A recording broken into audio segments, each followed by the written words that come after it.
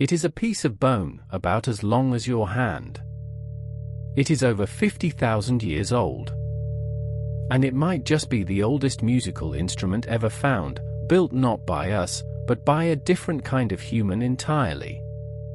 Or it might be nothing more than a bone chewed by a hungry animal. For nearly 30 years, scientists have argued over this single object. Because if it really is what some believe, then it rewrites the story of music itself, pushing the birth of melody deep into the Ice Age, into the hands of the Neanderthals.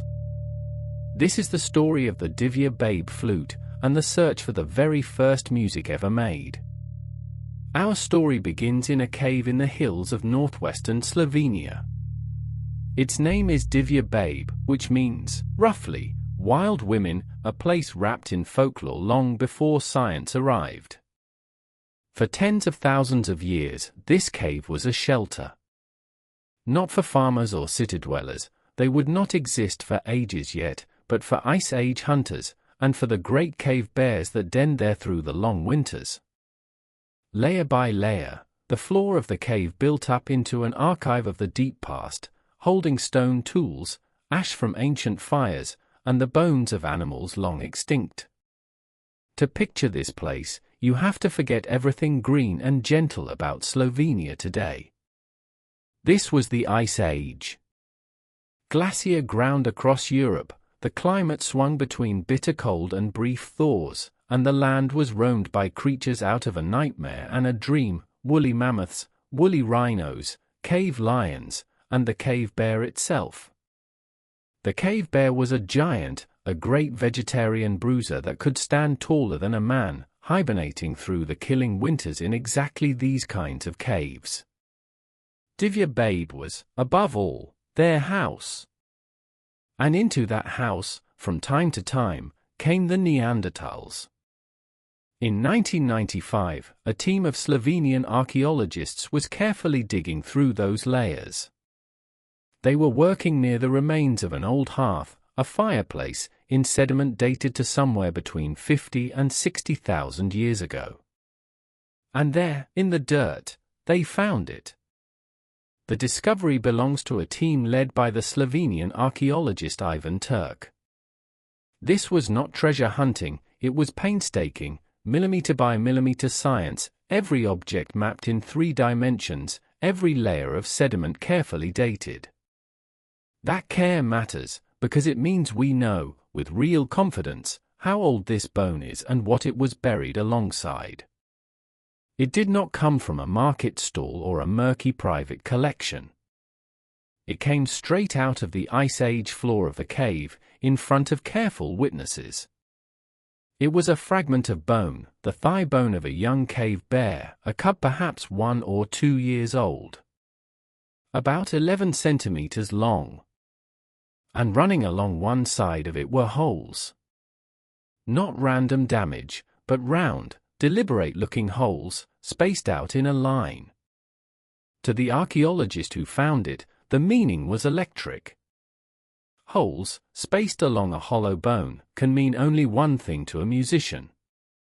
This was a flute. And if it was a flute, made by the Neanderthals who lived in that cave, then it was the oldest musical instrument ever discovered, by tens of thousands of years. So how do you turn a piece of bone into a flute? The principle is beautifully simple, and it hasn't changed in 50,000 years. A flute is just a tube. You blow across or into one end, and the column of air inside vibrates and makes a tone. Open or close holes along the side, and you change the length of that vibrating air, and so you change the note. It is the same principle in a modern silver concert flute as in a hollowed-out bone. The Divje Babe bone is hollow, as the long bones of animals naturally are. And the holes along its side line up in a way that, to many researchers, looks intentional. When experts built working replicas of the bone, something remarkable happened. They could play it. The reconstructed flute could produce a real musical scale, clear, recognizable notes, the kind of sounds you could build a melody from.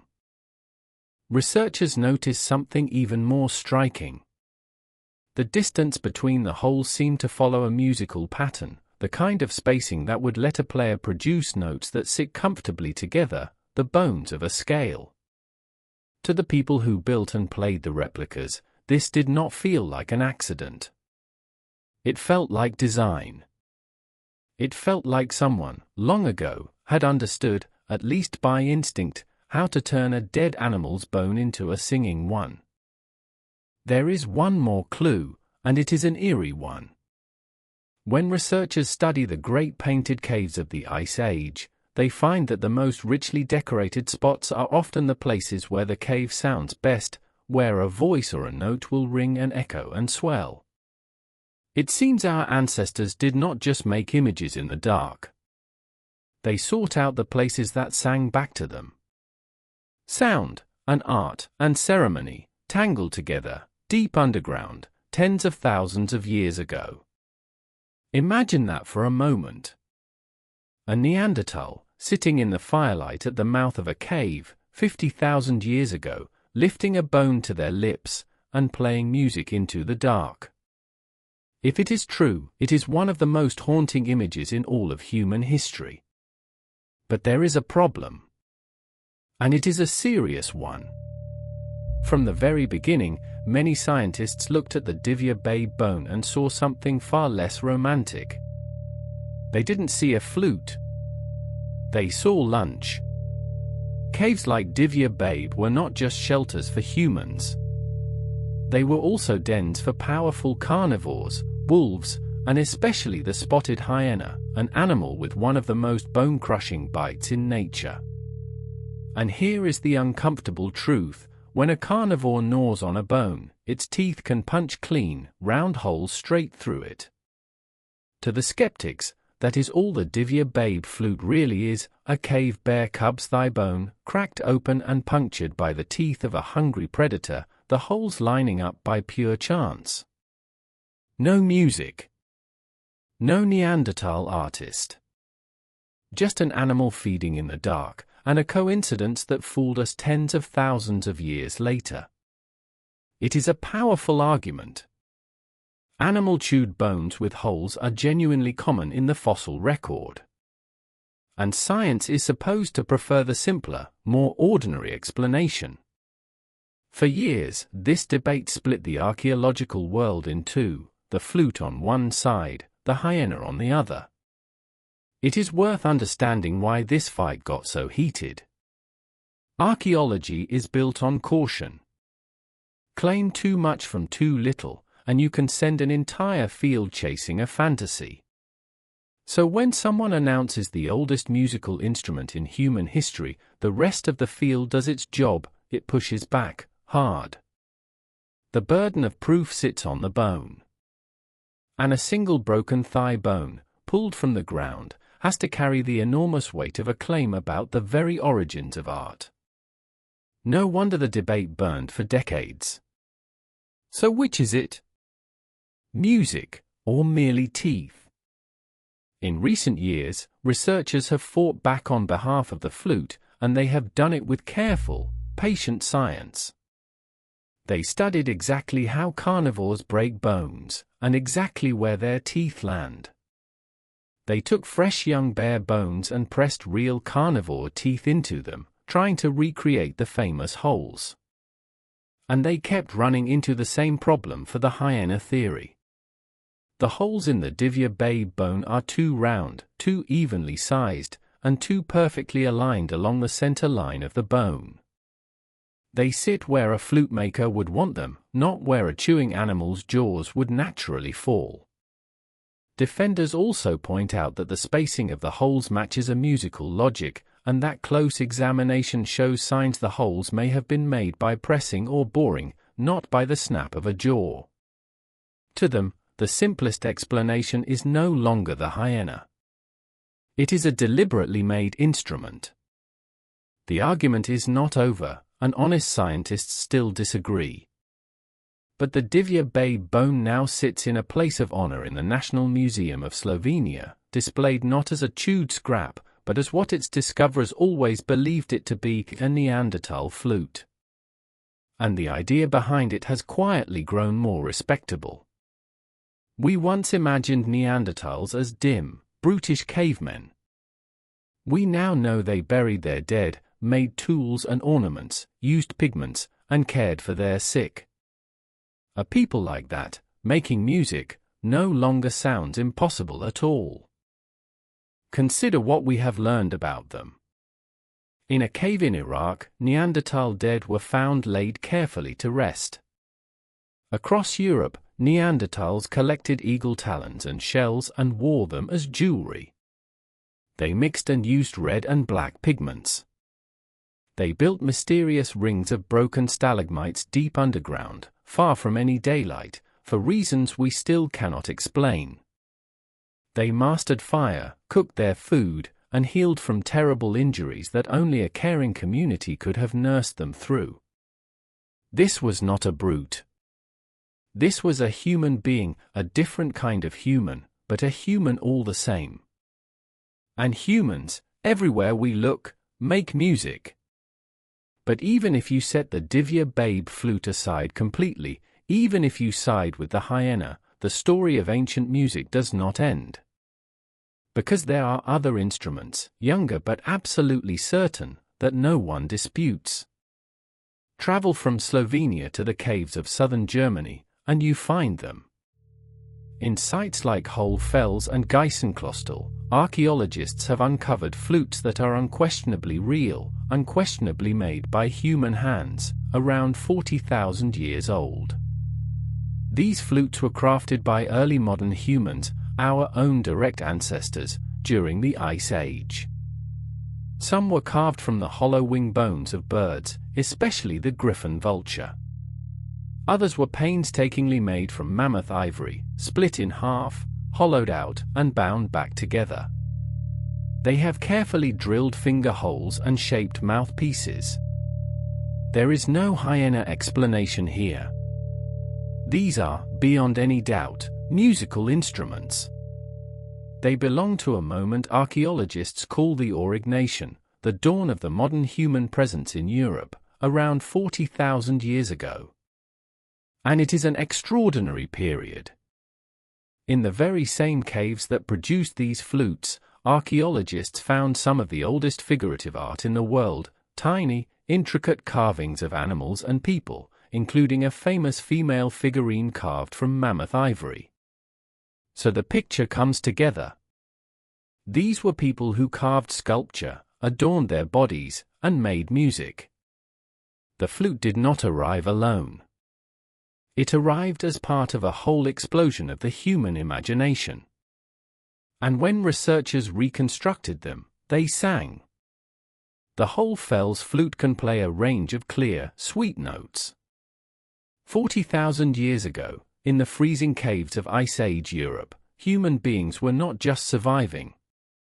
They were sitting together and making music. That is the truth the Divje Babe debate points us toward. Whether the very first flute is 50,000 years old or 40,000, one fact is now beyond argument: music is astonishingly, breathtakingly old. It is older than farming. Older than writing.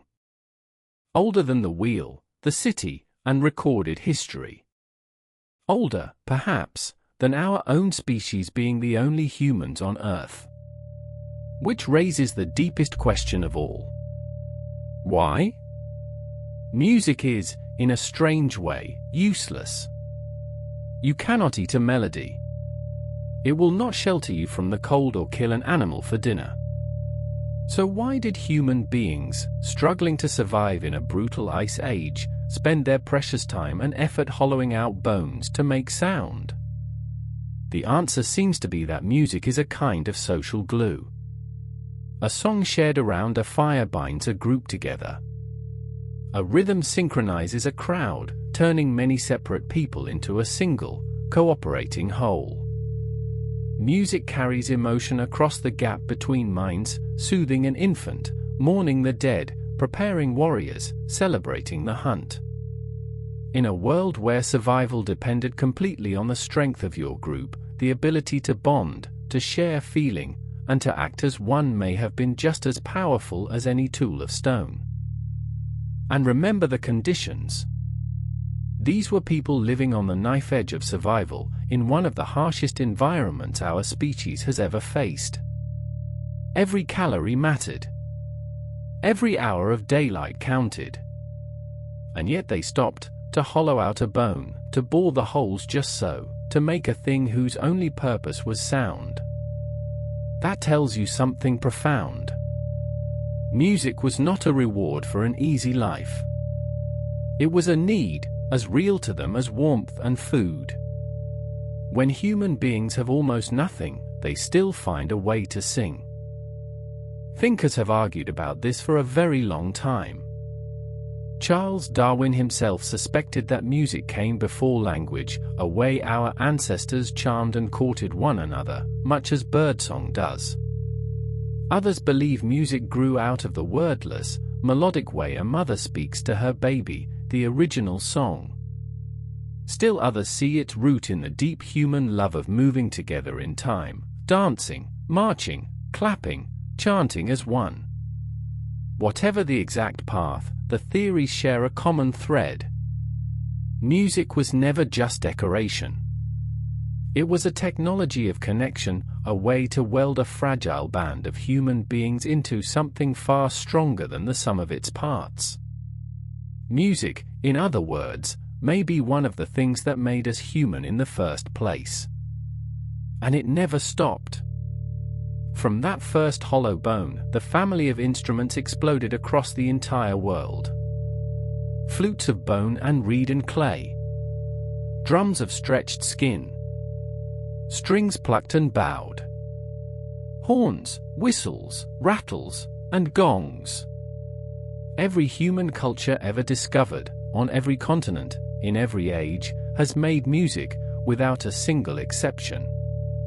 There is no people, no matter how isolated, that does not sing. That universality is the real fingerprint. It tells us that music is not the invention of one clever tribe in one lucky place. It is written into what we are. So return to that small piece of bone lying in the dirt of a Slovenian cave. Maybe it was carved by a Neanderthal who pressed holes into it and played it in the firelight. Maybe it was only cracked by the teeth of a hyena, and the music we hear in it is our own imagination. We may never be completely certain. But the argument itself reveals something wonderful. We want it to be a flute. We look at a 50,000-year-old bone and we hope, almost desperately, that someone back then was making music, because we know, deep down, that they could have been. That the urge to sing, to drum, to play, is not a modern luxury. It is one of the oldest, deepest, and most human things we have ever done. We will never hear the music itself. No melody survives from the Ice Age, sound vanishes the instant it is made. What we have are the silent instruments, the bones and the carved ivory, and our own imagination to fill them. But close your eyes, and you can almost reach it, a small fire against the cold, a circle of fur-wrapped figures, the dark pressing in from every side, and a single thread of melody rising from a hollow bone, holding the night at bay. The first musician has no name and no face. But somewhere in the long dark of the Ice Age, by the light of a fire, someone lifted a hollow bone to their lips, and the world heard music for the very first time. If you enjoyed this journey into the origins of music, subscribe, and stay with us for more of the hidden histories that shaped our world.